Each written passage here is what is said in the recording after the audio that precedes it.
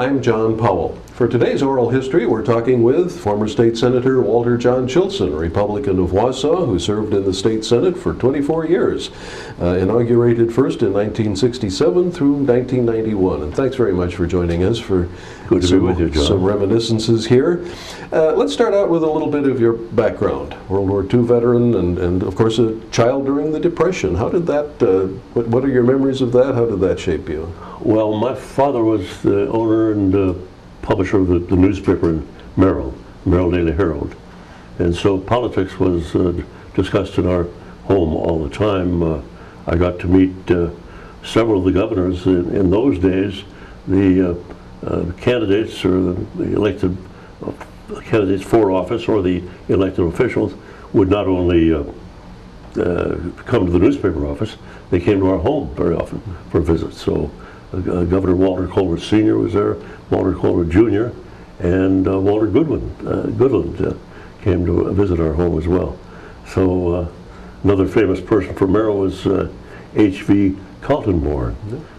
He was from Merrill? Well, he moved there as a young boy, and then worked at the newspaper briefly, and worked for one of the lumber companies in town, I think, before he eventually left. And when he came back for a centennial, good story, back for the centennial celebration at Merrill, and he told the story that they were going to take him to see one of his old bosses, and he said that the guy always criticized him because he'd catch him reading books.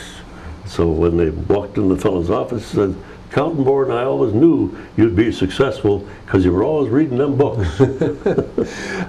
Explain who Kaltenborn was. I mean, a lot of people watching this won't know. That's right. H.V. Kaltenborn was a legendary war correspondent and then broadcaster. He had his own radio show for years, and he was the one who predicted that Thomas Dewey was going to win, so the Chicago Tribune, of course, in the big headline. But then Harry Truman helped make Kaltenborn even more famous by imitating his clipped German accent and saying that Thomas Dewey had won the election. That was the 1948 election. 1948, right? Yes. What did you think of? Did you meet Kaltenborn yourself? Oh yes. What did you think of him? A very distinguished guy. He was a good friend of my father. As a matter of fact, my father and I won't make a long shaggy dog story.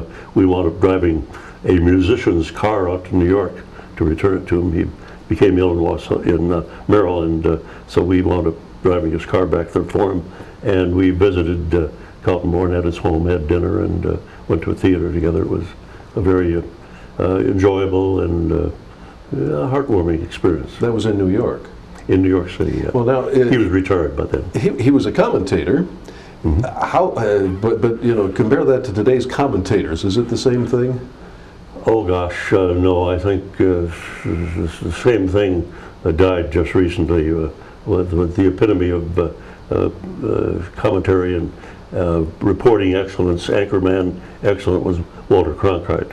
I think a lot of people tried to imitate him, but the news shows, I think, have gone downhill substantially since that time because they are really seeking the lowest common denominator and trying to get a larger and larger audience. So you don't really have the old-time news shows and where Cronkite would say, and that's the way it is. Well, unfortunately, a lot of times that's the way it is. We don't like it.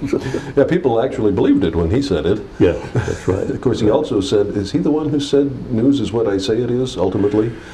I don't recall that. But after he retired, he might have said that. When you're the switch, the person controlling the switch, I guess you're the one.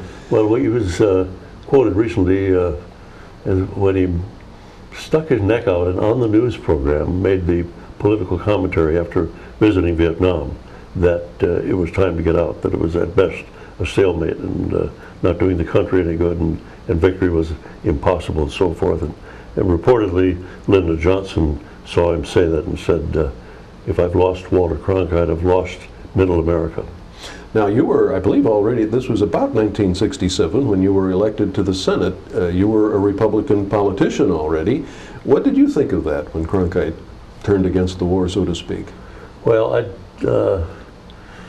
don't think I had any strong views about it at the time. As you say, I was already in the state Senate. I was no longer a newscaster myself, and I think again I had such a warm feeling, great respect for Cronkite that I thought it made sense for him to say that. I certainly, some people were critical of him not just sticking to the news line, but making a political commentary within the news, but I thought it was proper.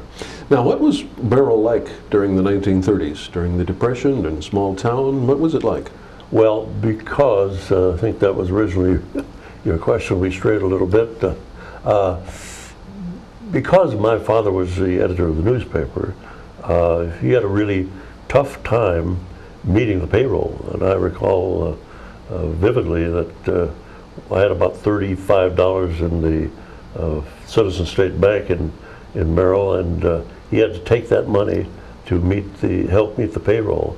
From your account? Yeah. How old were you at that time? Oh, I was probably, 35 to 12 years old. 12 years old?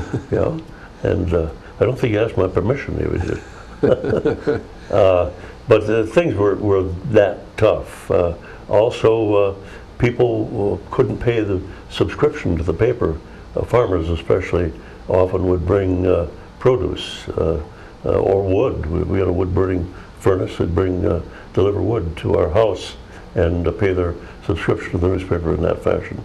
It was much more difficult time for the ordinary people in those days than right now. And so often we're comparing the present recession to the Depression of 38 to 40, the early 40s, or 32 really. It started the Depression, then there was another recession in 38, but there's just no comparison.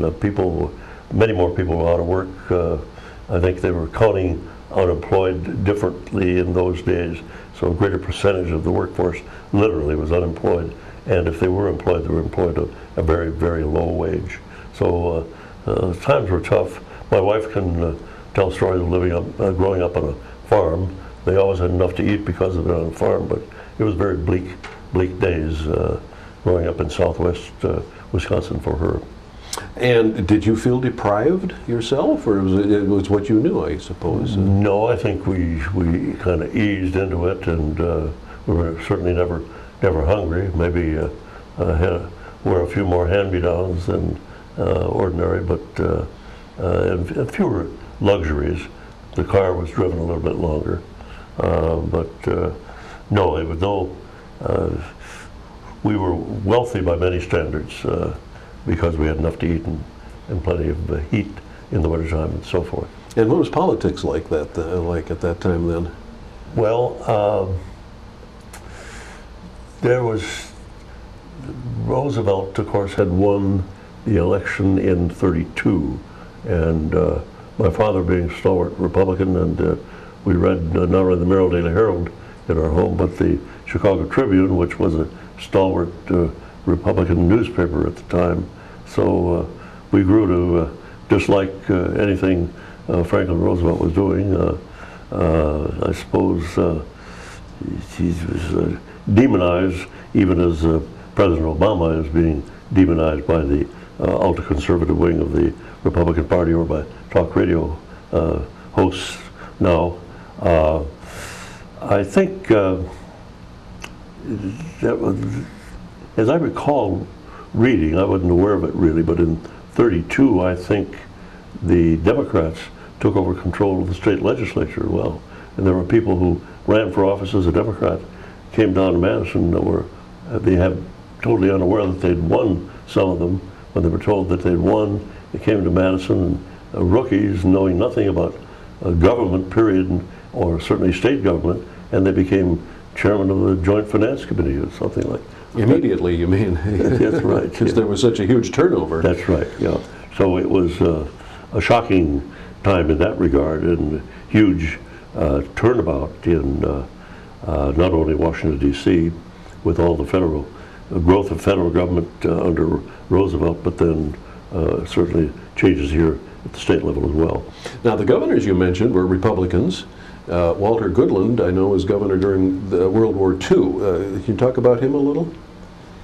Well, he was a very old man, very heavy set. I think he had difficulty walking with a cane even when he came to visit our house. I forget, I think he came to office as a lieutenant governor. The man who'd been elected governor died before the inauguration. Loomis, yeah, that's right. Yeah. So he was kind of the accidental governor. That's right. And then Loomis, who'd been elected governor, died before inauguration. So yes. he was inaugurated then as governor. Yes, and then ran for re-election. I believe he did wind up serving 4 years. There were 2-year terms then. I think he served two-year terms. I'm unaware of his politics. He became famous really for wanting to set up a cookie jar, some reserve for the state, so that in tough times they could turn to the cookie jar, would help them out. That would have been a valuable lesson to follow in the I was just going to say, there are no new issues.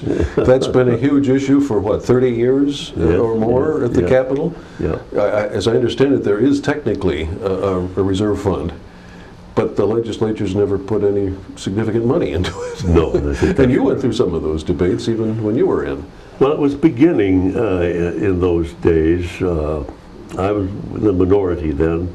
When I was first elected, it was we became and made it a 23-10, I think, plurality for the Republican Party under Jarvis Leonard and Bob Warren. We can talk about that a little bit later. But we, in the Tommy Thompson days, I think it started where they would set up a deal where we'll spend that money now, and we'll pay for it in the next session, borrowing from the future. And that was a great mistake. And I know Senator Lassa recently ran she represents part of Marathon County, recently wrote a letter to the editor for her own district and for the Wausau area, Marathon County area as well, claiming that it was the recession that caused this huge shortfall, multi-billion-dollar shortfall. But in truth, I think $2.5 to $3 billion of the $6.7 billion deficit, I think those figures are close, if not right on target, came from that poor planning that finally caught up with them, and they were facing a huge deficit, even if the economy had been in good shape. Yeah, the structural deficit. Yes. Putting off spending to the next budget and shoving everything into the future. Totally irresponsible thing to do, yeah. The Kohlers, father and son, what can you tell us about them?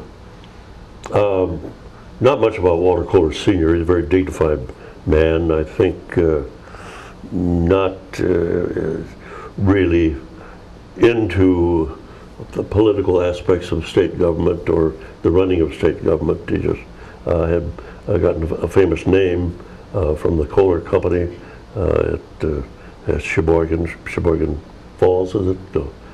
Where the Kohler Company is located. Anyway, became famous statewide, nationally, and was easily victorious. I think he was certainly a very pro-business governor as well. Walter Kohler Jr. was a little more middle of the road, as I recall, from my own memory and from doing some reading about it, that he was handsomer and more agile and physical and able to get around the state much better than his father had been. Certainly better than Walter Goodland ever was able to do. Before we move on to World War II, any other thoughts on the 30s, the Depression, politics then? No, I don't think so. I was a teenager at best, or even preteens in the Depression years, 9 years old when it began. So I'm not really aware of politics outside of who was holding what office, and the fact that all those who were holding high office at the time were the enemy of the people. That's the way I was being taught. You mean the Democrats? Yes. Or right. the progressives? Yeah. Well, then World War II. You're a World War II vet. Tell Yes. us a little about that. I was a student at Lawrence University at the time of Pearl Harbor. Ironically, it was on a Sunday morning, December 7th, when the Japanese attacked Pearl Harbor, and I was in the Lawrence College choir. We were going to be singing the Messiah that evening, and it was extremely ironic to be singing about peace on earth, goodwill toward men, when we knew that this was a horrible a war about the World War already going on, but we were being thus drawn into it. So my brother Pat and I, he was 3 years older than I, he had been a Lawrence College student as well. And that following summer, we agreed to go to Chicago and enlist. He wanted to enlist in the U.S. in the Navy, and I wanted to enlist in the Air Corps. It was at the time the Army Air Corps, and I prevailed on him, and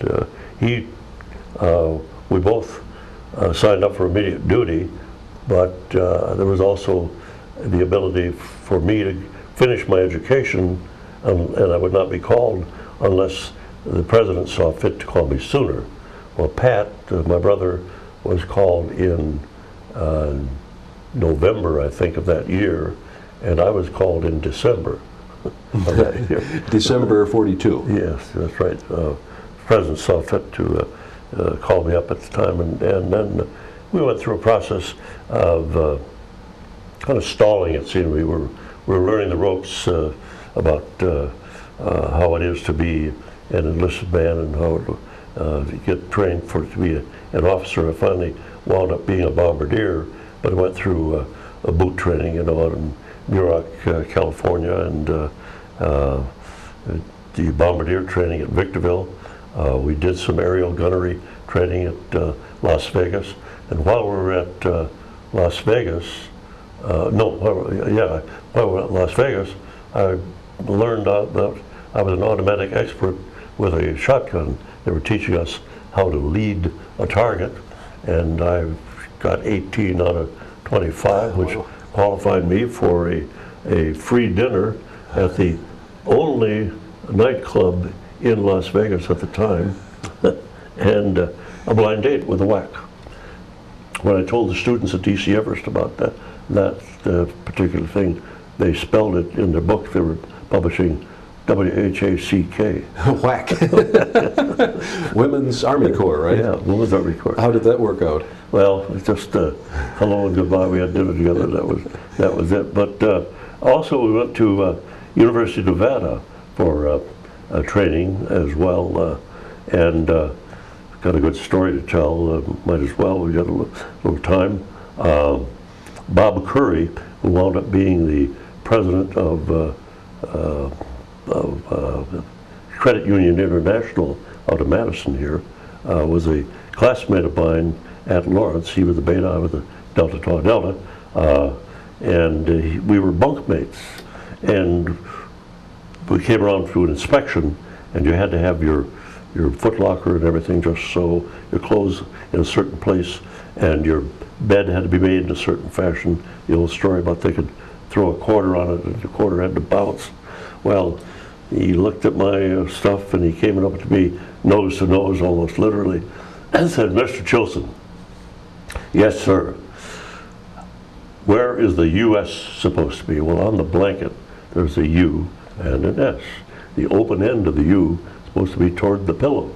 And immediately when he asked the question, I realized that my blanket was upside down. How am I going to get out of this? I thought, well, maybe a little humor will apply. And he said, "Where is the U.S. supposed to be?" And I said, "A little bit south of Canada, sir." And Curry, standing rigidly at attention, went, and he said, "Mr. Chilsen, you're going to be watching marching tours this weekend. That meant with a heavy overcoat and a gas mask, backpack and all that for, I think it was 7 hours you had to march up and down in front of the administration building. You're going to be marching tours this weekend, and so is your friend who thinks you're so funny. Well, then I finally went to Victorville for a bombardier training. I had chosen to be. That's where? In California. A small town. It was not much of a town at all. It only had a couple of taverns in town. And, now it's grown somewhat. But anyway, we got our bombardier training there and became a second lieutenant. Eventually wound up getting one promotion to first lieutenant. And then we flew B-24s. We were trained at the Muroc Air Force Base, and then flew overseas to Guam and Saipan and Okinawa. We had one bad incident where we were dropping bombs over Iwo Jima to try to soften up for the Marine landing there in February, and this was late in January, and inexplicably we were dropping anti-personnel bombs, which were about as big as your forearm and supposed to be like hand grenades to hurt the personnel on the ground. Well, of course, we later found out that, and we should have known at that time, that the Japanese were deep underground in tunnels, so any anti-personnel bombs wasn't going to affect them at all. Anyway, we were supposed to drop our bombs on the lead ship. When their bombs went away, then we salvoed our bombs. I just pushed a lever. After going through all that bombardier training and learning how to use the Norden bomb sight, wound up just pushing the lever to drop the bombs. But anyway, immediately after we dropped our bombs, there was a whoop, and our plane went flying up in the air, and there were somebody throwing handfuls of rocks at our plane, and it injured one of the ball gunners in the leg, but nobody else was injured by that. But we started to dive toward the ocean, and the pilot said, all crew members bail out. Well, that would have been a disaster to bail out into the ocean near Iwo at the time. But anyway, we finally were able to, the co-pilot poured extra coal to the right engines, straightened the plane out.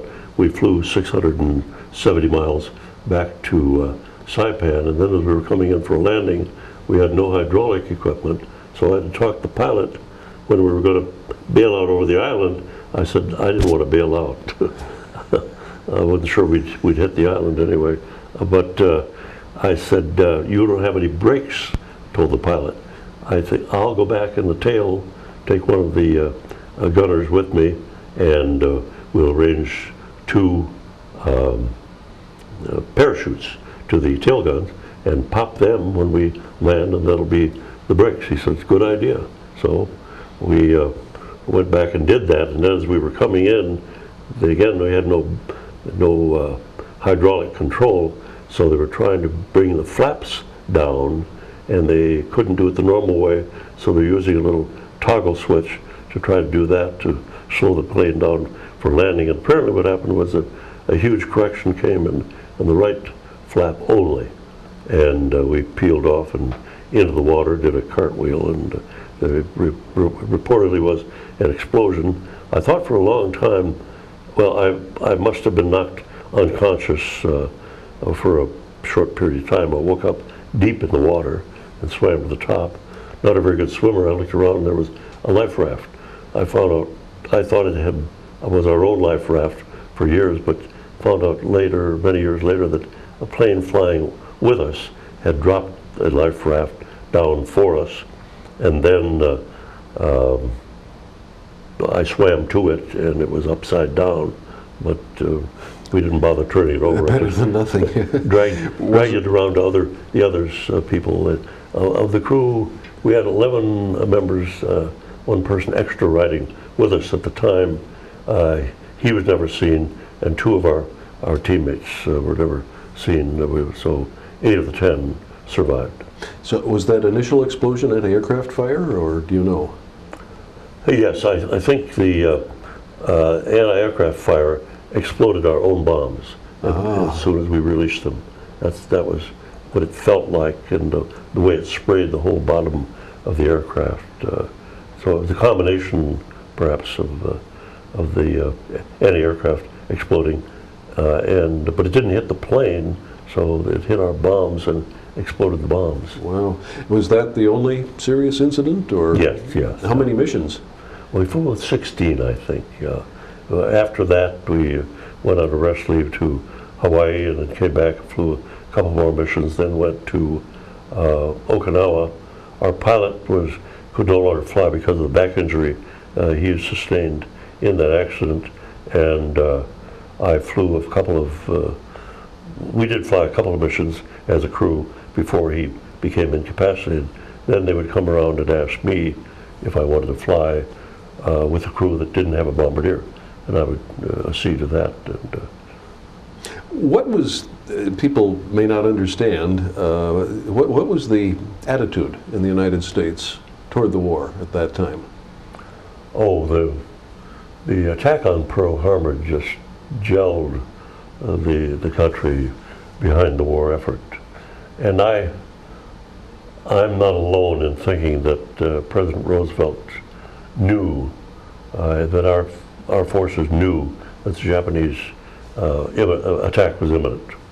There was even one report that a newspaper printed a story saying that the Japanese were going to attack at dawn or something like that.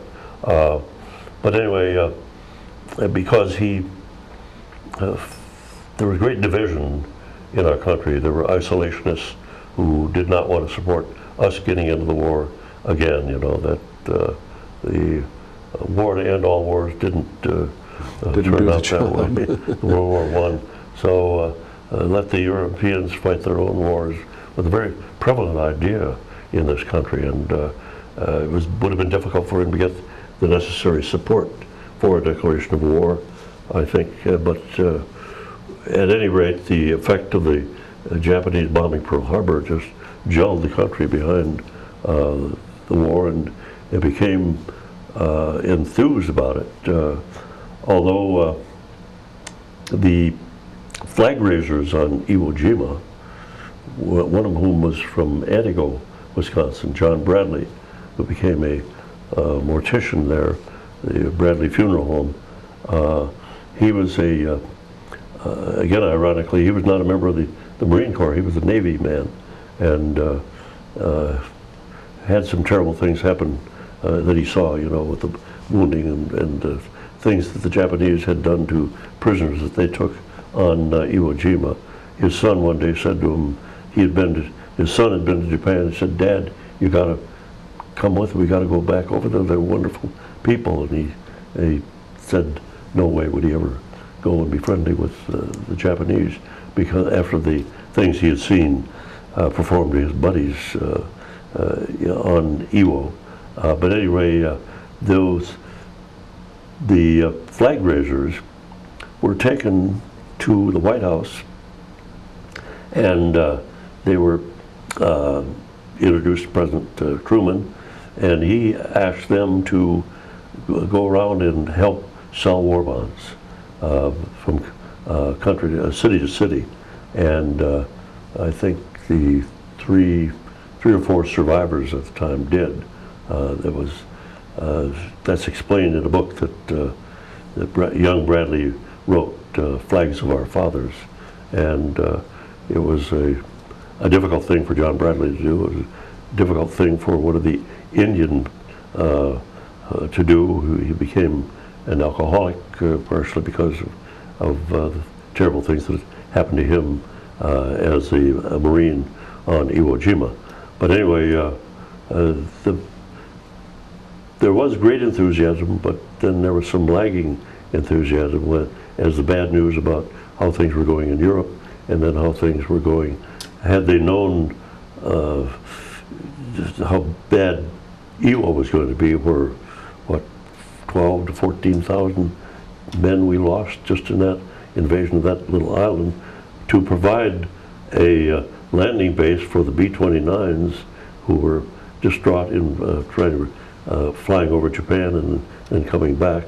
I think it would have been difficult to get support. But anyway, the flag raisers did a great job in, again, drumming up enthusiasm and selling a lot of war bonds. Have you been to Japan? No, I never. I was, Would you go? Okinawa. Oh, I think I would. Yeah, I don't have any recriminations. I apologized one time to a group of Japanese people that I met who were obviously on tour, maybe at the Milwaukee Museum or something like that, for the dropping of the atomic bomb. I cheered along with everybody else, I guess, when I heard about it when we were on Okinawa, because that clearly meant the end of the war. But in truth, negotiations to end the war were already going on. I don't think it was necessary to drop the 2 bombs on populated areas. I think it could have been dropped on a smaller community perhaps, or just out of the open, and warn the Japanese that this was going to take place, let them observe the devastation that could be wrought on them if they didn't indeed follow through and surrender unconditionally, which was the final hanging point. As a bombardier, specifically, and of course being on a bombing plane, did you ever think about what's down there, like civilians, or did people think about that? I think so. I think that was, to be very honest about it, I think that was one of the reasons I wanted to be in the Air Force, to enlist in the Army or in the Marines or something like that, and to get into hand-to-hand combat or trench warfare or something like that just had no appeal to me. I couldn't imagine shooting somebody else with a rifle if you saw them standing in front of you. I imagine you develop that as you see your friends being shot, and it's a self-defense thing, maybe. Get them before they get you. But I was pleased that all of our targets were military targets. I don't recall any city that we bombed. It was a bridge, perhaps, but not just the general population. And reflecting again on the atomic bomb, we were already doing huge devastation and probably killing more civilians than the atomic bombs did with our incendiary bombs that were burning huge areas of residential areas too. And I think the president and other leaders became convinced that that was all right, because they felt that all of the Japanese people, had an invasion been necessitated, that all of the Japanese people would have been armed in some fashion, would have been militants and soldiers against our invading troops. So they justified the killing of civilians in that fashion. Did you like the flying part of it? Yes, very. Have you done any flying since in civilian life? Or, I mean, other than airlines and things? No, not really. I can't recall. I went to visit a B-24 when it came to Wausau recently at the Wausau Municipal Airport. Don't know how they got that thing off the ground on that shorter runway, but I was amazed at how cramped the quarters were. I used to skillfully walk the gangplank over the bomb bays, and now with a little bit larger size, it was difficult to squeeze through. We hear that so many veterans were reticent when they came back about talking about the war. Were you that way? Or are you now? No, I didn't. I didn't see that kind of horror, and I certainly understand the awful things that some people had to go through in an invasion like Iwo Jima was a terrible thing for soldiers on both sides. The Japanese, almost literally, 23,000 I think they had on the island, and their commander told them that they were all going to die. And I think only a few hundred survived. And we lost, I forget the exact figures, but in excess of 10,000, maybe 12 to 14,000. So there was real justification for those people not to want to talk about it, want to forget about it. They had nightmares. Vietnam was a terrible thing for our soldiers. So with North Korea, Division, North Korea. Well, let's move on. After the war, you went back to school? Back to school at Lawrence, yeah. Got my degree there eventually. Got very interested in theater. I was in quite a few plays with Ted Cloak, was a marvelous man to work with, head of the theater department. And I didn't get any leads, but I was always cast as an old man, I think, because I had a deeper voice. Well, yes. I got bitten by the bug. Actually went to Stockbridge, Massachusetts, and got an extra credit to help accomplish my degree at a school at Stockbridge that Ted Cloak was running. We had an interesting experience there of Bill Munchausen was with me. He went on to be a professional actor in Door County and in Chicago as well. Never hit the big time. He might have gotten in one Hollywood role in a small show, but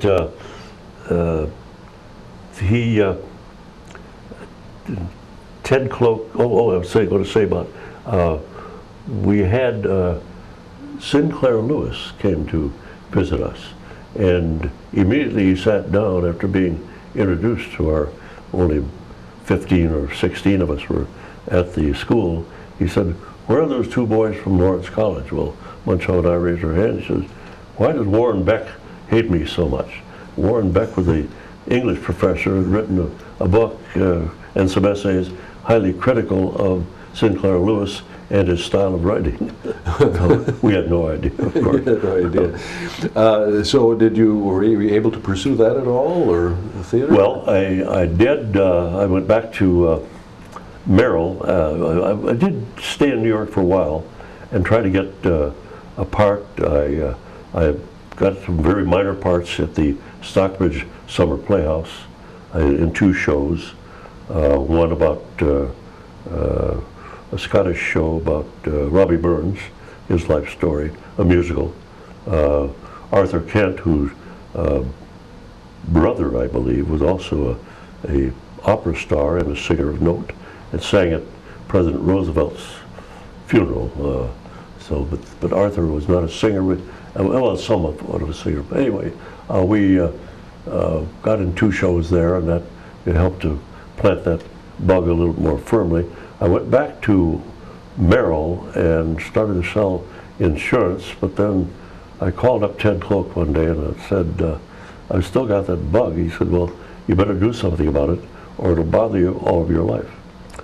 And he said, "If you want to come down to Northwestern University this summer, take some classes, I can get you in a play. I'm directing a play down there and got just the role for you. The lead of Captain Shotover in Heartbreak House." And so I agreed to do that, went down, and after we had to go through a tryout process, and I was complimented by, in fact, Cloak came to me, he said, "I don't know if I'm going to be able to get you because they're putting on 3 plays this summer, and all the other 3 directors want you as well," after we went through the tryouts. So but he pulled some strings and had him probably doing some trading, you know, like they do in the big leagues in baseball or football. And I did that role. That was a lot of fun. And then after that, a friend of mine, Paul Dahlberg, and I went to California. To go to the University of California at Los Angeles to get a master's degree in acting, and hopefully that would lead to some parts in getting to know about Hollywood. Well, while we're making that trip, I found out that the GI Bill had expired. I didn't realize that, and then before we got there, we went to Mexico for a couple of weeks, and then I just found out that the GI Bill, no, I didn't find it out, but it had been renewed. I didn't know that, but I didn't pursue going to UCLA. Got into a play at,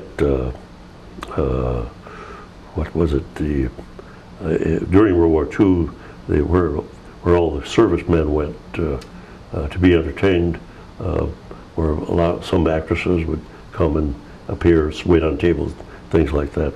Well, this was it became a little theater, and we did At War with the Army. I think Jerry Lewis made a movie of it, I think, later on. But but then my girlfriend Rose came out to visit to get a job in California as an X-ray technician. We decided to get married and came back to Wisconsin. Got married at Ridgeway, Wisconsin, a little town she was from, and just west of Madison, a little west of, a little east of Dodgeville, excuse me. Yeah. All right. Anyway, that is following that.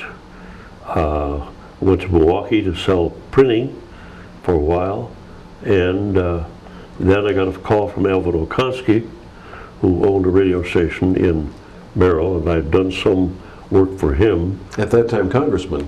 Yes, Okonski. Congressman Alvin Okonski. He knew him well, he knew my father well, and I'd done some work for him on a part-time basis while I was selling insurance. I'd go read some syrupy poems to music just before sign-off. And my wife heard that and fell in love with my voice before she ever met me. So that worked out pretty well. Yeah. We've been married 57 years now. So Wow. and then I got a call from Alvin saying that he wanted me to come back to work for him. Maybe my father was pulling some strings there as well, but anyway, I did get that, and then after working for Alvin about a year, it may have been less than a year, they decided that Channel 7, WSAU TV at the time, was going to be the first TV station in Wausau. And so then I got a job with WSAU, and in Labor Day weekend, September of 1954, we went on the air in October 1954. And were you already living in Wausau at that time? Oh, no, I was only there. We should, for full disclosure, we both worked for the same employer briefly. Yes. That was in 1971 when I was a newsman at Channel 7, and you were still a salesman, though you were already in the State Senate, I believe. Yes, yeah. that's right. Yeah. So we did briefly both work for Channel 7, but that was much later.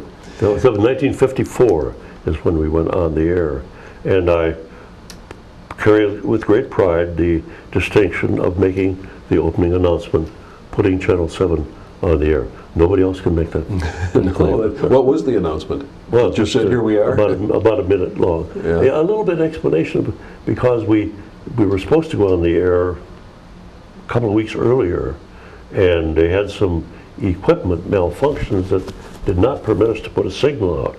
And George Frechette was the head man there. He was panicking. He said, well, can't you at least show put a camera on the guys who are working to show the people that we're trying to get on the air? I said, George, we can't. We're not on the air. We're not on the air. Can't put any signal out. So I was the anchor man then, the Walter Cronkite of Central Wisconsin for 10 years, from 64 to 64. Then went into sales till 66. Then decided I was approached by a group of businessmen in 1964 to run for the assembly against Ben Reilly, and an old-time dairyman who had been in the assembly for quite some time. They thought it was possible to beat him. In retrospect, I think I'm glad I did not, because I might not have been successful, because that was the year of a debacle for nationally for the Republicans. He was also a Republican? No, he was Democrat. Oh. He was Democrat, but that was the Gold War year, that's right, 64. So I decided to run in 66, which was turned out to be a good year for Republicans. Had you done much in news prior to Channel 7, specifically as a news person? Well, in a limited fashion, working for Alvin, I was read the news, yeah, and even as a part-time person working for Alvin, I would watch the Army McCarthy hearings on television at my folks' home, take notes, and then run back to the radio station and give a report of what I'd seen on television. Shows how rudimentary news collecting and gathering was in those days. Well, what was it like in the 50s? Television was very different than it is now. Oh, yes, yes. I was literally a one-man news department, not only gathering the news, reporting it, gathering it. It was some fun stories, you know, but McCarthy's, no, it wasn't McCarthy's funeral, it was a fire at Powell's nightclub at Antigo. No relation, right? No. There was a fire, and it was late in the afternoon, as I recall, so I grabbed the camera, told somebody to get it fixed for me, and I dashed over and shot all kinds of great shots of the fire and brought it back and gave it to Joe Karastashi, who developed the film, and only he didn't develop the film because he came upstairs with a shocked look on his face. Wally, he said, there's no film in the camera. You thought they'd loaded it for you? Yeah, that's right, yeah. And well, you had to develop it. I mean, there was no electronics, essentially. I mean, that's right, no film, tape. It was either film or live, essentially. That's right, sound on film. And I know you did double duty. You hosted the children's show? No, that was, on occasion, I put on a clown's mask, Bozo the Clown. Yes. To do the children's show? I did that a couple of times. More often, I did that by going out on location to appear in a store. My wife made the costume. They got a Bozo mask for me, and I then went in and said, "Hello there, boys and girls," you know. Talked like Bozo, and I went to. I think the first time I did it, I went to Tomahawk, to the store owned by a fellow that I knew, and did the whole bit, and then talked to him, and he said, "Okay, here's going to pay you off, you know, the $50 for the day or something like that," and took my mask off, and he was shocked to see that it was his friend, Walter John Chilsen. We should talk a little bit about the three names, John. When I went on the air, they thought that Walter Chilsen didn't seem to have enough authoritative ring to it, but Walter John Chilsen. And in my family, I grew up as Walter John. My father was Walt in WB, and he didn't like Junior, didn't like Wally, so I became Walter John. He was Walt, and I was Walter John. So that they decided Walter John Chilsen had a nice John Cameron Swayze. Oh, that's right. Three names. Yeah. I'd forgotten about that. Well, yeah. You must be a good actor if your friend didn't recognize you by voice. Yeah, yeah. You want some more Bozo? Well, no, that's okay. I think you told me once that the tour guides at Channel 7 would see Bozo the Clown and say, "Here's our news director." I think you told me that one time. Maybe. I think that was probably some of my friends telling you that story. But it was... Sounds like a Don DeBile story. But it was, you had to just about do everything yourself on location, because it was either basically live or film, or the network feed, which didn't start until Howdy Doody at 4:30 or something like that. Yeah, and we didn't go to the national CBS show for quite a while.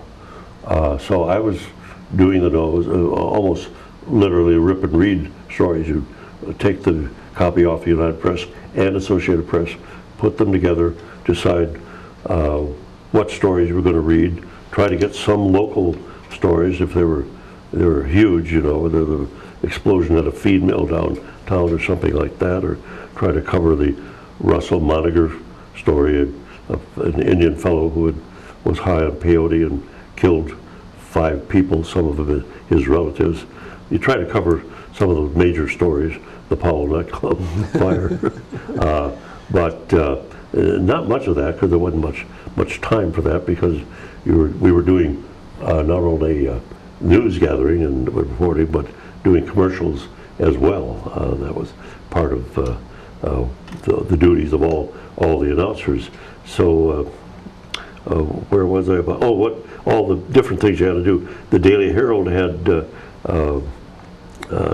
photo pictures coming over the wire on, and it would spray ink onto a certain kind of paper, and that would be I forget the name of it anyway. But then those photos would be hundreds of them perhaps during a day. I'd go over and clip those off and take the ones that the Daily Herald wasn't going to need if they could get duplicates of it. Put them on a card, mount them on a card, so that the camera could then focus on those. And again, it was a one-camera operation. So in order to do that, they would have to go to a slide first off of me, and then the camera would swing over onto the photo of President Eisenhower, and then show that, then go to a slide, then come back to me again. Wow. So it was, and we did get some sound on film mailed to us by a service, but that would be old, several days old news. What else? It was really a very rudimentary. When we finally went to the news, Douglas Edwards, they told me I had to abbreviate my newscast from a 15-minute down to a 5-minute newscast. So it would be news, weather, sports in 15 minutes rather than in a half hour. So they were giving me the wind up and then a cut, you know, but I've got all these great news stories to read yet, John. You know how that is. And I'm trying to rush them in, but then they said, that's it, cut it. So I said, good night, and that's the Blatz 5-star final for tonight, or something like that. And I looked up, and there was the Blatz logo, and then a blank screen, and then a WSAU logo, and then somebody said a station ID, WSAU TV Channel 7, and we went blank again, and I finally said, what the hell kind of crap is that? And my microphone was still on. Well, the phone switchboard lit up. You can't imagine the vulgar things that they thought they heard me say. The kind of words I said, what you hear on radio constantly now, and a lot worse. But so I was punished by no explanation of it, just being taken off the air for a week and sent to purgatory of radio. I did radio for a week, and no TV for a week. So what was news judgment, what went on the air, a lot different in the 50s? Well, I think so. Mark Zelich, who took over as news director after I left, and I've talked about that a lot, and how much it's changed. And I recall one story that seems to epitomize my own view of what was proper to put on the air anyway. The Ed Gein story from Plainfield, the man who eviscerated cadavers, you know, and made lampshades on his skin and so forth. When that story broke, I had a fellow from Stevens Point would call in stories from that area, and he was all excited when he called in about the Ed Gein story, what they had found at his home outside of Plainfield. He had taken Mrs. Warden and gutted her out like a deer and hung her up by the heels and all this. And I thought about that and about putting it on the evening news at 6 o'clock. And I thought, a lot of people are going to be sitting around their dinner table watching the news, and I thought it was improper for me to be exposing them to that kind of a gory news story. So I waited until 10 o'clock. Of course, you know, reportorially speaking, I missed a great opportunity for a scoop. It wasn't even on the wires by that time. I would have had it before Associated and United Press had the story. So I could have had a big scoop and gotten credit for it, I suppose. But I thought it was improper. Of course, my 10 o'clock news that night, when we did put it on, it was all over the state, all over the country, you know, and became a story for months, and then eventually was the basis for Alfred Hitchcock making a movie starring Tony Perkins and Janet Leigh of Psycho. Yeah, I think nowadays there is no discretion whatsoever, even in the network news, and the local news has degraded substantially. Cronkite spoke about that when he was still alive recently, spoke that there was no discretion at the local level as he went around the country watching local news, that it was appalling what people were being fed through TV newscasts. Much different than when he was the nation's anchorman. Of course, the conditions are so different today. There's so much competition. You were the only game in town as far as TV was concerned in the 50s. Well, that's true, yeah. So that also could have meant I could put on anything I wanted to. Yeah, so ultimately what you said was news was news. Well, let's go over to politics now. You began talking about you were recruited to run for assembly in '64. Pick it up there. And I decided not to. I think I must have still been on the air at that time. Shortly after that, went off the air and went into sales. And then the incumbent state senator, Charles Smith, who had been Marathon County Board chairman and a local attorney, he decided not to run for re-election. Didn't enjoy being in Madison at all. So there was that vacancy, and I just talked it over with my wife, and I'd been talking, going around and giving some talks to religious groups, and based on what you can do to change the world, you know. And you were a motivational speaker. It really was. And I was classically successful in one case. There was a fellow who came to listen to us. He was from Athens, and which is a small town near yes, in Marathon County, right? Not Athens, Greece. People may not be familiar with the geography. That is true. They did run one marathon, I think, from. Yes, there was a marathon from Marathon to Athens. That's right. Almost 26 miles, I think. All right, so there's Frank Weiss or something like that, I forget his last name, came to our meeting, and he was almost literally embarrassed to give his name when we went around the group to have everybody introduce themselves. But he was so moved by what I said that he wound up going to Brazil in the Amazon jungle and working to replace motors on boats up and down the Amazon. He became known as the something like the Amazon of the jungle. Really, people loved him, and he changed a lot of lives because of his ability to do those things. And came back to Athens and told me that the reason he had decided to do that was because he heard me talk one night. So you ran and you won in '66? Yes, I ran and won in '66. Was there a primary? In '66, yes. No, I'm thinking of when I ran for Congress. We'll get to that a little later. There may have been an inconsequential from a shirt-tail, inconsequential candidate. No real primary, as I recall it. I ran against Leo Crooks, a very well-known Wausau attorney, but I won handily, and then was successful, for six consecutive elections. So you beat the Democrat. Do you remember how much you spent? I think in that first race, probably about $14,000 to $16,000. And jumping way ahead, I remember Tim Cullen was the head of the majority leader, Democrat majority leader of the Senate, and he said someday some candidate is going to spend $100,000 to win the seat.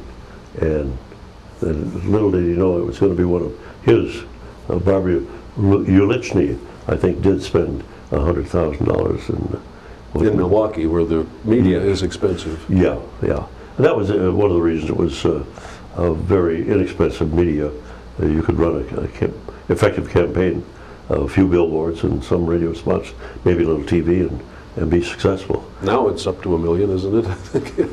Well, I don't know if anybody has spent $1 million. The total in races certainly has amounted to $1 million for state senate. Yeah, I think Russ Stecker, who's now the majority leader, may have nearly that much in his bank account that he can dole out, which is the way they used to run things in California, which was a terrible way to... Decker is your successor, and in fact upset you. Yeah. The election of 1990 was a big upset. You were the key person in an upset. The second time that happened to me. Yeah. Yeah. But yes, nobody was giving Decker much of a chance, and I think overconfidence again was a factor. A lot of people literally don't go and vote if they don't think they need you need their vote. That happens. Also, he was able to raise some money at the end. I don't know how much confidential secrets I should tell, but Dave Helbach was the majority leader at the time, and Dave and I were quite close, good friends. He was not helping me get reelected, but he did pop his head in the door one time and say, "Hey, your opponent's out of money," you know. That was a week or so before, so that made me increasingly confident. But so I think Dave Obey probably got some money to Russ Stecker in the last week, so where he poured it on, where I was slacking off. I think that made a difference. Overconfidence was the main reason I lost in 1990. I think the same thing happened when I ran again for Congress. You asked earlier, was there a primary? Mel Laird was the congressman for 7, 8 years, 8 terms, 14, 16 years he'd been in office. And then Richard Nixon asked him to be Secretary of Defense.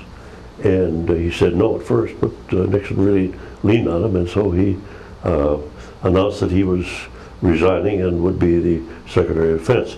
A special election was called, ironically called for April 1st, April Fool's Day, which is what turned out to be for me.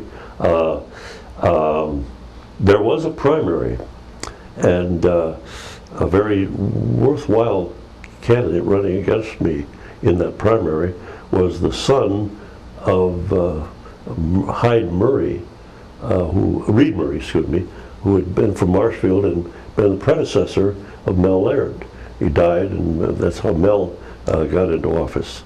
But Hyde Murray was an attorney. He'd worked for the House of Representatives Agriculture Committee for years, very knowledgeable about issues, and was running a very effective campaign, it appeared. His name was all over the place, footsteps on the sidewalk, follow these and vote for Murray. We thought he was running a very effective campaign, and I think that was enough to scare us into running a good campaign as well. Well, I won that very handily, and Murray offered to help then, and unfortunately some of my political advisors said, tell them to hightail it back to Washington. We don't need his help. We don't want his help. And that was a serious mistake, I think, on my part. I should not have allowed that to happen. But then the big issue as the election progressed was milk price supports. Were at, I won't go into the details, but they were set by the federal government at 80% of parity. And I think parity had something to do with the average price of milk nationally based on California and Minnesota prices. So, but farmers were guaranteed a certain minimum amount. And they were bad times for dairying, and they were approaching that, not doing well at the 80% parity level. So both Obie and I were talking about that it should be increased to 90%. That's Dave Obie, who's still the congressman. Yes, that's right. The head of the Appropriations Committee, one of the most influential congressmen in Congress right now. So the Secretary of Agriculture was supposed to announce his plan, his intentions of what the milk price support was going to be on April 1st. Well, the law said that he should do that, but there was no penalty involved. So he easily could have said, I haven't made up my mind yet, I'll let you know next week, you know. Well, unfortunately, he decided not to raise the milk price support at all. Obie, by the way, very cleverly said 90% nothing, it really ought to be 100%, which was totally impractical and would not have worked for. The farmers wouldn't have been producing any milk. They could have just counted on payments from the federal government if that were the case. So anyway, Bert Grover, who wound up being state superintendent of public instruction, was the Democrat assemblyman from Shawano County, traditional Republican Shawano County, and he said the farmers, when they heard early that morning, it was leaked to the press early the morning of April 1st by some underlings in the department who knew what they were doing, I think, released it to the press that the secretary was going to announce later in the day that there would be no change in that price support. Grover said when the farmers heard that on the commercials and on the news for Obie that morning, they came storming out of the barns to vote for Dave Obie. And it was a very close election. I think that possibly could have made the difference. I also had suspended, Eisenhower died the weekend before the election, died on Saturday, I think, and the election was on a Tuesday, and I suspended TV advertising out of respect for President Eisenhower. Obie spent extra money during that time. So again, it was the last minute, you think? Yeah, right. That was 69 then? 69, yes. 1969, and Dave has been there now for 40 years. You mentioned a friendship with Dave Hillbach. Apparently you know Dave Obie quite well. Oh, yes, also. Yeah. Apparently friendships across party lines are no longer exist? I'm glad you mentioned that, and that is one of the things that just I find appalling, and I think it has led to bad government and bad decision making in the Senate. There was partisanship when I served, but not to the degree it exists now.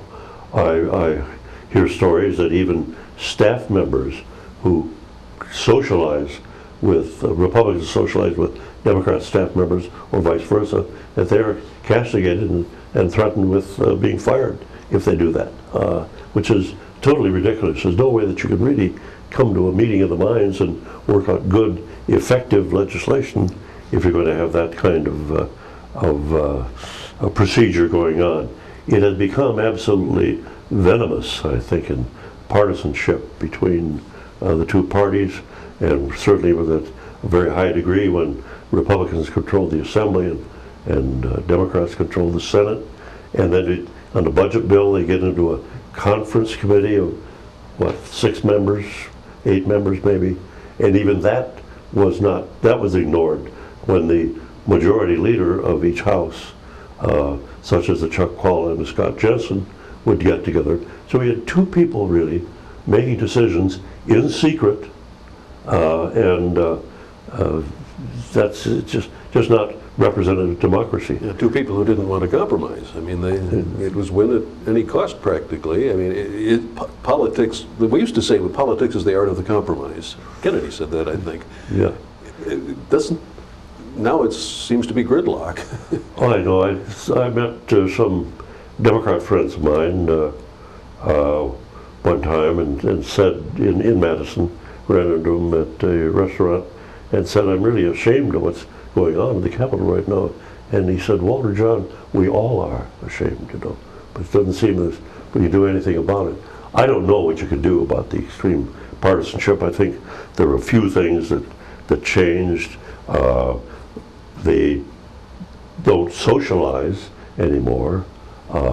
They've almost outlawed the parties that used to be put on by the Wisconsin Towns Association or Wisconsin Manufacturers or American Legion or the veterans organizations, farmers groups would put on dinners or cocktail parties, and there was a lot of commingling then, good socializing between the two parties. I think when that was outlawed, destroyed, that was part and parcel of the lack of communication between the two parties. I don't know whether that is itself is not the solution. Maybe they should go off, at least in leadership, should go off on a sabbatical, a retreat together and spend a weekend together and talk about issues and talk about what could be done to change the animosity that exists. It's not only a partisan animosity, but yet it has gotten to be a personal animosity where the Democrat leader seems to hate the Republican leader, and you can't have good government when that is the case.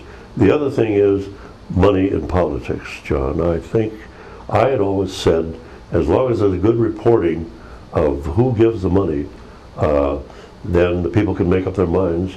And I've changed my mind on that because people don't notice who's giving the money, even when it's reported. They don't study the contribution lists. And in addition to that, we have not only Republicans campaigning and spending money and Democrats campaigning and spending money, but you've got various associations, the teachers associations or Wisconsin manufacturers spending millions of dollars in these campaigns, and people don't know where that money comes from. They say this is from a good government committee, something like that. Also, you may get a phone call and say, if you knew that such and such and such happened, that there was, if you knew that certain candidate had a party for underage, was arrested for underage drinking at his home, would that affect the way you were going to vote? And whether it was true or not, that question would be asked, but it raised the question in the voter's mind. Push polling, I think they. Yeah. It's allegedly a poll, but it's really a chance to blast your opponent. Call your candidate. If you agree, call so and so's office. Yeah. Here's the number. Yeah. It's the legislative hotline. Yeah. It's not really trying to influence. It's trying really to get people so fed up that they won't vote at all. I think that is. So, are you for campaign finance reform of some kind? Absolutely, yeah, absolutely. And the people in office, of course, don't want that. They are power hungry now. Power corrupts. Absolute power corrupts. Absolutely. You've heard that quote, and that's what's going on in Madison. That's what's going on in Washington.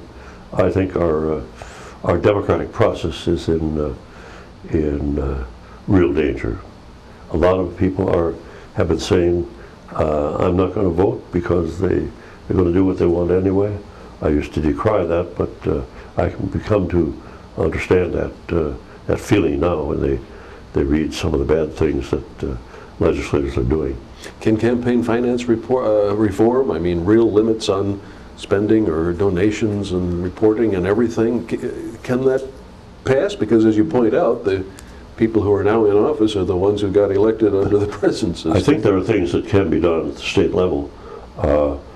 I think we probably need a federal amendment to the Constitution because they lean on the First Amendment rights, that they have a right to, a third party can spend millions of dollars in favor of a certain candidate now, and it would be difficult to say him nay because of the First Amendment of the Constitution, free speech.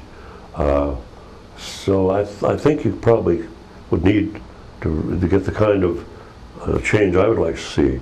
I have to change the Constitution, which would not be easy, but because all those people who benefit now would be spending money to try to defeat a constitutional change. When you were in office, what was your attitude? Were you a representative, or should you have voted your opinion? And what was your philosophy?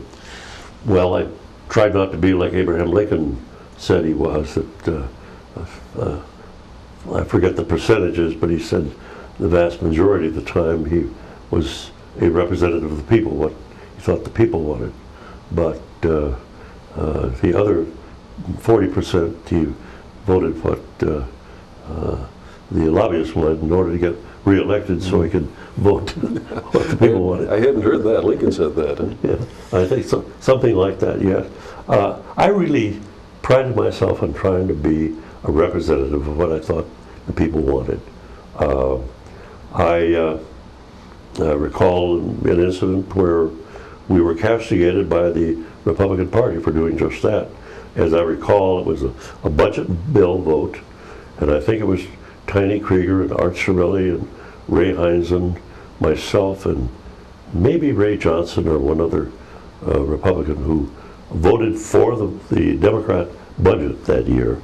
And then in the following Republican convention in Milwaukee, there was a resolution passed castigating us for deserting true Republican conservative principles. You know, didn't make much difference. I think I easily won re-election the next time. But I had a few regrets. I recall I probably would have been able to beat Decker in 1990 had I, in the 1988 session, followed my own instincts and what the people wanted and voted for a bill to raise the minimum wage in Wisconsin.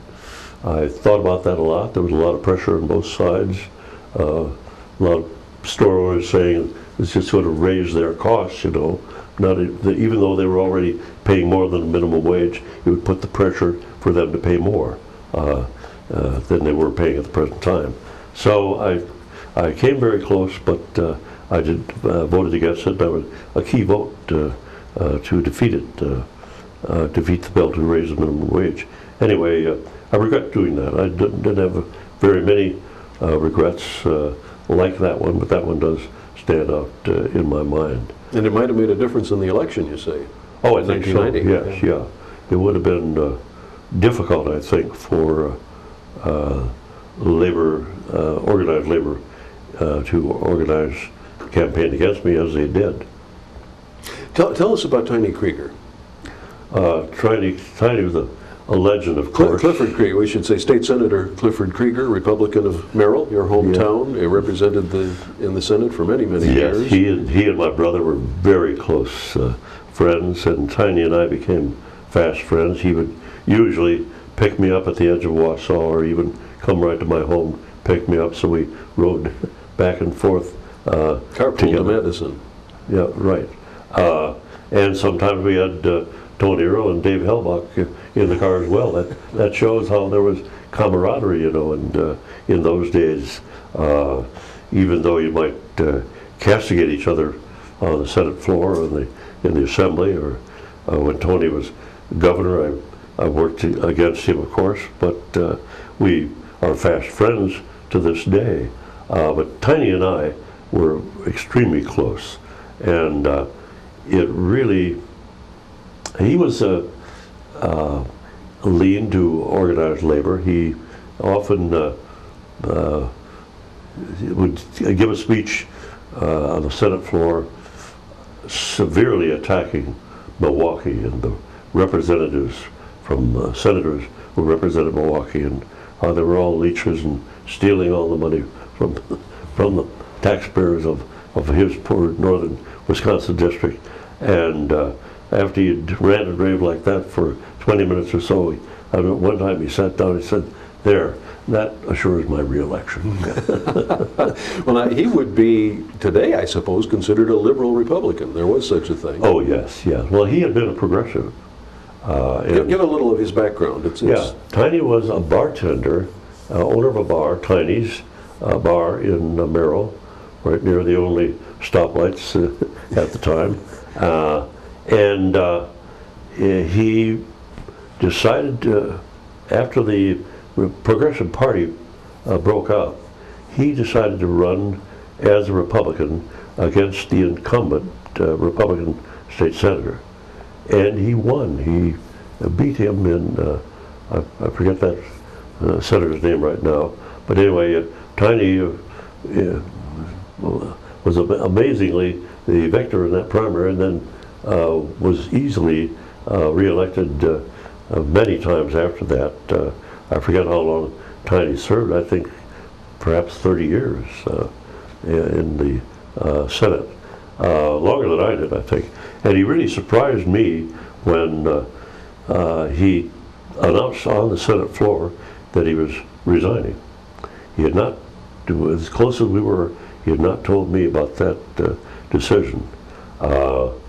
So I made a joke of it when I don't know whether you were at the event when they honored Tiny at the last edition. And I said, Tiny, why did you resign, you know? And he said, Walter, that's what he always called me, Walter. When I gave the speech that night, I had the whole audience repeating that phrase with me. That's what he always called me, Walter.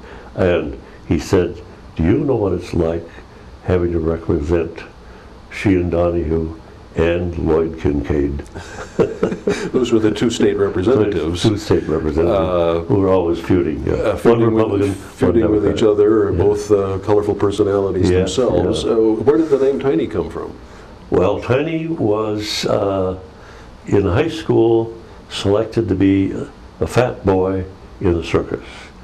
He weighed, I think, they probably advertised it over 400 pounds. So he spent a summer being a fat boy in the circus. His English teacher in high school, Marcia Kramer, said that when he came back after that summer, Tiny had always been a very shy person in class, but as people talked to him that summer as the fat boy in the circus, in the sideshow, it really loosened him up and increased his ability to converse with people, and he felt more relaxed. And so it was a revolutionary experience that he did. When he was elected to the Senate, the Sheboygan Chair Company had to make a special seat for him in the Senate because he was so broad in girth. I remember his chair. They're all uniform except there was this huge leather easy chair for Tiny Krieger. And I believe he said himself that his experience with the circus had given him an empathy with folks who are not like everybody else. Well, that's true, I think, as well. The underdog. It gave him a sympathy about, he bragged about representing those people who could not be otherwise represented, meaning people who would not buy a lobbyist down here. Tiny wanted to represent those people. He gave a classic retirement speech that is often quoted, and I was amazed by his retirement. We continued to be friends, of course, after that, but then one day my phone rang at home, and Wausau Daily Herald reporter wanted to know what comments I had to make about the death of Senator Tiny Krieger, and I had not heard even that he was in the hospital in Wausau. He didn't call me and let me know that. So again, he was trying to be not dependent on his friends. Can people like that come along in politics today, do you think? Someone who is not quite what the party may visualize, or someone who doesn't look like everybody else? I think there's still that possibility. Indeed, President Obama maybe benefited from that in a similar degree, but for a different reason, from it being different, and then for symbolizing change, perhaps.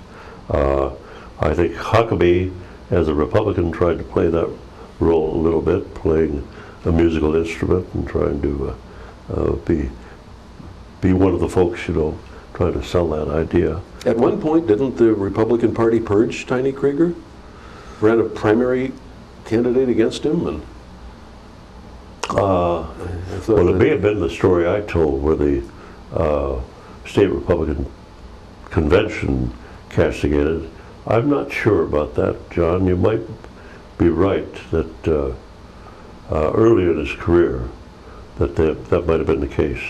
There was a lot of redistricting, of course, going on. After that, a redistricting, then there might have been that kind of an attempt.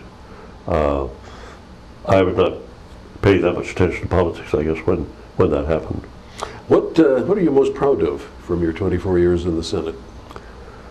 Well, that's I've done some reflection on that, and one that comes to mind just came to mind recently. After the black riots all over the nation, 1967.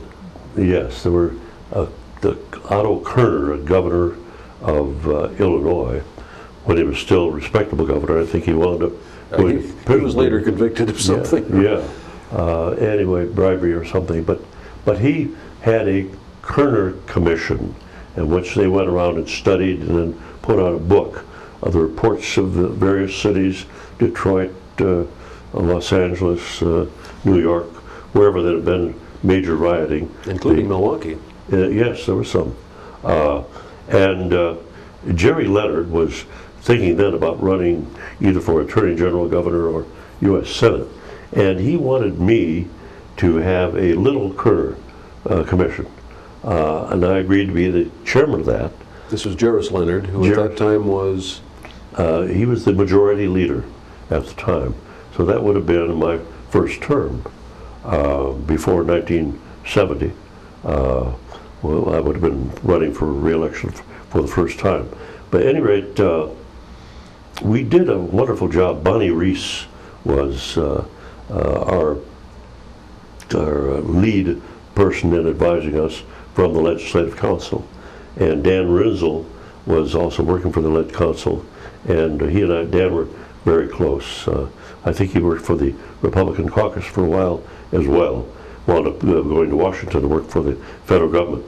But we did such a good job in listening to people that we literally were fearful at times that some wild-eyed liberal would, or a black man perhaps, would come before our committee and be so angry and pull out a gun or something like that, you know.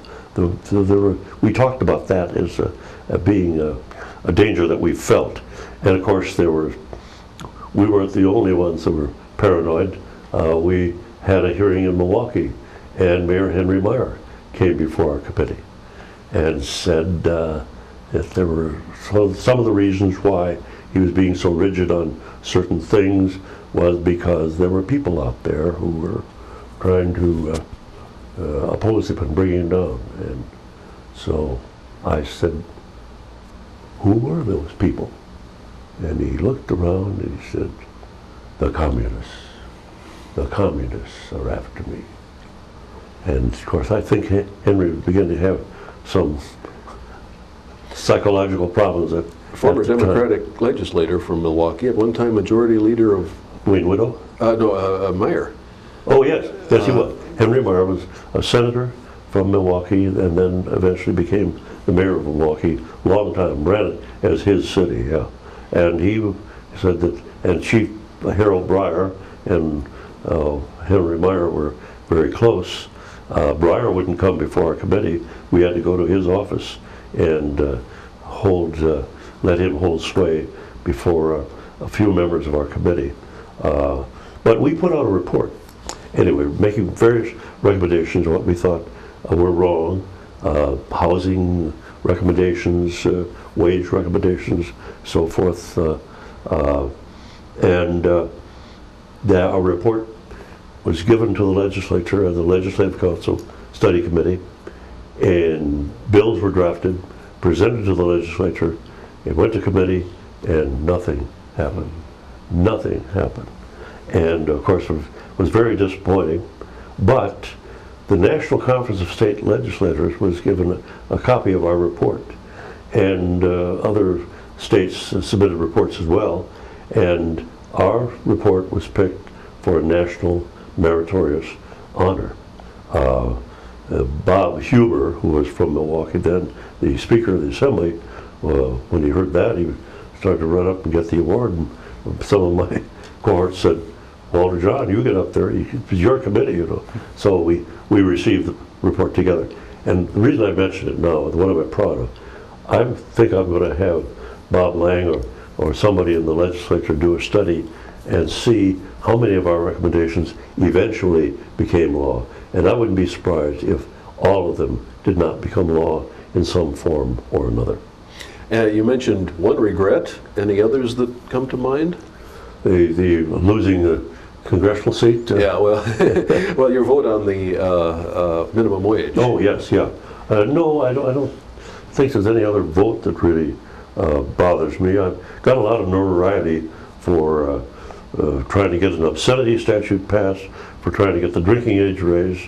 Tony Earl finally said one of the reasons he had to call a special session on the drinking age was two reasons: that wherever he went campaigning, first question was, when are you going to raise the drinking age from, we got it from 18 to 19, but then that was from 19 to 21.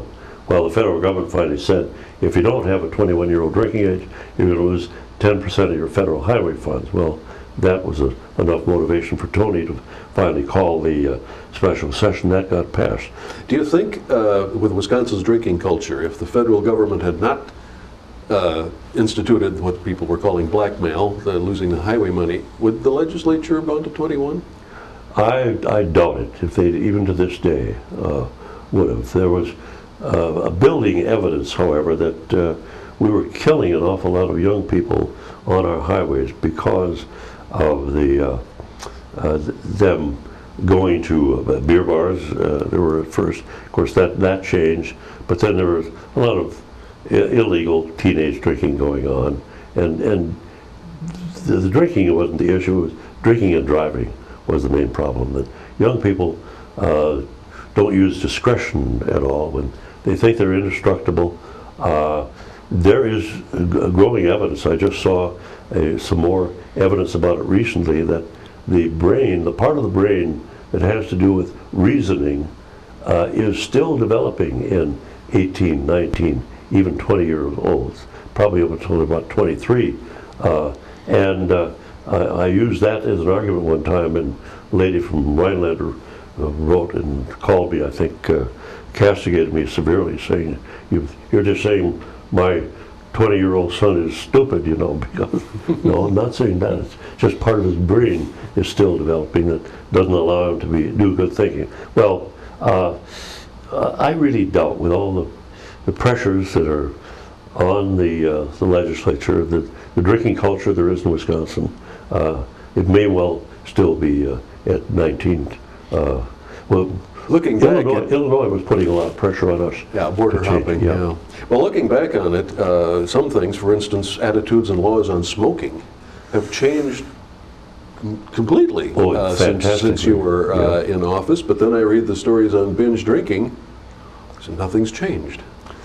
That is true. I think I don't think we do enough putting pressure on bars that sell excessive alcohol. You see a lot of cases where where fights are breaking out at bars, and people at bar time, there are fights in the parking lots. Obviously they're inebriated, and a lot of them are getting into cars and driving away. I think bartenders have got to be arrested and prosecuted for serving those that they know are inebriated, for those that know are going to get into a car and drink. That's one small thing that could be done. Knowing Wisconsin's culture, is that likely? Probably not. We continue to do things to help bars rather than make it more difficult for them. Witness the fact that now there are illegal gambling machines in all bars in Wisconsin, and the reason for that is because the legislature changed it from a felony, I guess, to a misdemeanor. So the police just say, oh, we're not going to bother trying to enforce misdemeanor and get a $50 or $80 fine or whatever it is. That's something else that's changed drastically in Wisconsin, attitude and law toward gambling. When you were elected in '66, would you have dreamed that laws and attitudes on smoking and gambling would change so drastically? I've done it. That is one thing I wish I would have changed. I was instrumental in getting the law changed that has brought about all this gambling. At one time, Ron Paris, the Democrat lawmaker from Milwaukee, and I were the only ones that thought we ought to change the law and allow Wisconsin citizens to participate in national lotteries. When the pressure grew then for us to have gambling at racetracks, I thought a couple of racetracks in Wisconsin would be all right. One in southern Wisconsin, perhaps one in northern Wisconsin, that'd be just fine. So we allowed racetrack pari-mutuel betting. Then, of course, we never got a racetrack in Wisconsin except dog racing, and they've been unsuccessful. And then the racetracks now have slot machines and other types of gambling. At that time, did you realize the federal law would be interpreted to allow the tribes to do? That's what's happened, that where gambling laws are not permitted, but it's permitted but regulated. The Indians have a right to have gambling unregulated, basically unregulated. Those came through several federal decisions, mostly from California, but from other states as well. So at the time you supported gambling, that you had no idea that would happen. But I confess now that I was naive. I should have known better. I should not have been joining Ron Paris to make gambling legal in Wisconsin. What did you, when Russ Decker succeeded you, I shouldn't say beat you, but did you have advice for him? He whooped me. He whooped you. Well, it was fairly close, wasn't it? Yes, it was very close. What advice would you have for him or other politicians today? Say someone was newly elected. Well, in a criticism of Russ, I don't think he's going to change any. He has several constituencies to which he pays a lot of allegiance. The Tavern League is one of them, and labor is another. And I think it's bad for any legislator to owe his allegiance, to owe his vote to one section like that so strongly. I suppose Russ might fire back and say, well, I was always voting for Wisconsin Manufacturers Association things as well. It goes a lot of ways. There's several very powerful and moneyed special interests, and they seem to call the shots or vie with each other over the heads of the legislature. Yeah, I think so. You know, the teachers union is tremendously powerful. Chiropractors are tremendously powerful. They are the fireworks industry, just amazingly strong in the way they can influence the legislature. Fred Risser was, I think Fred is now a senator from Madison, the longest serving legislator in the history of the United States, I believe. I don't think anyone served. Certainly the longest serving currently in the whole country. Yeah. Another example, Fred and we fought tremendous battles on the Senate floor, and he and I are very close friends to this day. And Bill Babbitts and Dave Hellbach and Tim Cullen and John Maurer and I were extremely close. So he flew a B-24 as well, and so we have that in common. Some of my best friends are Democrats. But the advice I would give is to any legislator is not to show allegiance to not to sell your soul to those powerful groups. But there again, that gets into the money is so powerful.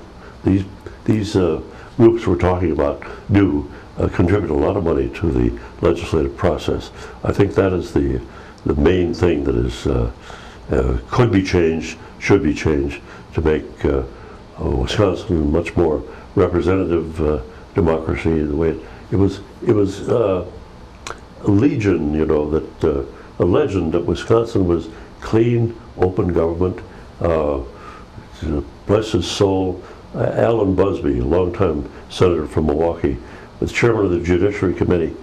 He would hold a hearing on every bill that came to his committee, and he would report out every bill in his committee. Never kept a single bill out. He was chastised by the majority leader, Jarris Leonard. Bob Warren would try to work on him, but he said nope, he's going to report every bill out. And that's another thing that doesn't happen. Bills go to committees now, and they never come out of committee. Often sent there to die. Yep, yep. Well, let me finish up by going back to your background in theater. Is politics theater? I don't think there's any question. You know, I said earlier that talked to Ted Kluck, my drama professor, who talked me into going to Northwestern University to pursue an acting career. That didn't work out, but I wound up in radio and television, which certainly was putting your name and face before the public. And then certainly in running for public office, the same thing. So I wound up in the theater in the round, as they say, the Senate is, and I enjoyed every minute of it. I tell people, some people somewhat facetiously come and say, why don't you run, you know, things are terrible in Madison now, why don't you run for re-election, for election again? And I know they're joking, but I tell them no thanks.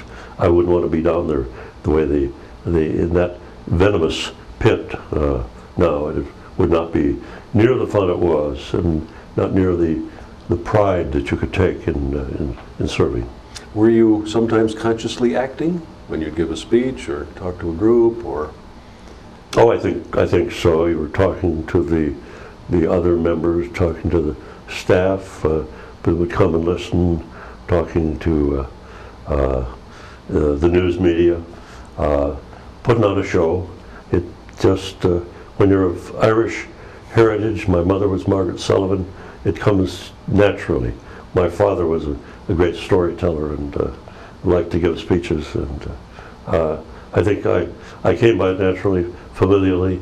Politics was a family thing for us, and yeah, I enjoyed putting on a show on occasion, and I enjoyed giving speeches, sometimes written by staff, but more often ad-lib just on the Senate floor. Well, thanks very much. I'll leave it there then. I want to thank you so much for donating your time and telling us about all of those things. We've been talking with former State Senator Walter John Chilsen, who was a Republican from Wausau from 1967 to 1991. Thanks again. Thank you very much, John. I enjoyed it.